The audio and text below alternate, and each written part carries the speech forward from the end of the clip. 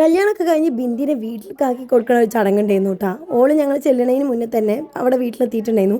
ഇതാണ് അവരെ മണിയറ. ഞങ്ങൾ ചെന്നപ്പോൾ തന്നെ ഓള് നല്ല ബ്ലാക്ക് കളർ സാരി കൊടുത്ത് നല്ല അടിപൊളി സുന്ദരി ആയിട്ടുണ്ടായിരുന്നു കേട്ടോ. ഇന്റെ ഡ്രസ്സ് നല്ല വെയിറ്റ് ഉള്ളതുകൊണ്ട് തന്നെ ഞാൻ ജസ്റ്റ് ഒന്ന് ഡ്രസ്സ് ചേഞ്ച് ചെയ്തിട്ടുണ്ടായിരുന്നു. നമ്മൾ റിലേറ്റീവ്സ് മാത്രമേ പോയിട്ടുണ്ടായിരുന്നുള്ളൂ. ഈ റെഡ് ഡ്രസ്സ് ഇട്ട് എല്ലാവരും നമ്മളെ എളാമ കുഞ്ഞാമ്മ കസിൻസ് അങ്ങനെ എല്ലാവരും ആണ്. സത്യം പറയുകയാണെങ്കിൽ ആ ഡ്രസ്സ് ഊരിട്ടപ്പോൾ പകുതി ജീവൻ കിട്ടിയ മാതിരിയായിരുന്നു കേട്ടോ. അതേ മേക്കപ്പാണ് ഡ്രസ്സ് ചേഞ്ച് ചെയ്തതേ ഉള്ളൂ.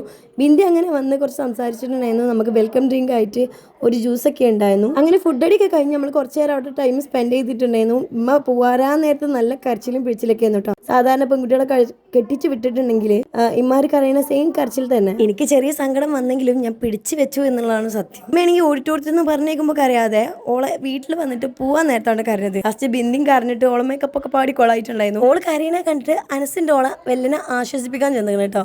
എന്തിനാ കരയണ അജി എന്ന് പറഞ്ഞുകൊണ്ട്. ഇപ്പൊ ആണെങ്കിൽ ലാസ്റ്റ് വെച്ച് നല്ല സെൻഡ് ചെയ്തിട്ടുണ്ടായിരുന്നു. ഞാൻ പിന്നെ വല്ല കരയണ കൊടുത്തില്ലാത്തോണ്ട് തന്നെ ഞാൻ ഉള്ള മേക്കപ്പ് ഒക്കെ ഒന്ന് നല്ലപോലെ ടച്ച് ചെയ്ത് കൊടുത്ത്. അച്ചൊക്കെ ആകെ കരഞ്ഞ് സീനാക്കിയിട്ടുണ്ടായിരുന്നു. അപ്പൊ ഇതിന്റെ ഒരു വീഡിയോ നമ്മൾ എടുത്തിട്ടുണ്ട്. ഒരുപാടൊന്നും ഇല്ലാത്തതുകൊണ്ടാണ് ഞാൻ അപ്ലോഡ് ചെയ്യാത്തത്. നിങ്ങൾ പറയുകയാണെങ്കിൽ ഞാൻ അത് അപ്ലോഡ് ചെയ്യാം. ഞാനും എന്റെ കണ്ണ് നോക്കിക്കോ ഞാൻ കറണ്ടില്ല എന്നൊക്കെ പറഞ്ഞ് തെളിയിച്ചൊക്കെ കൊടുക്കേണ്ടിയിരുന്നു.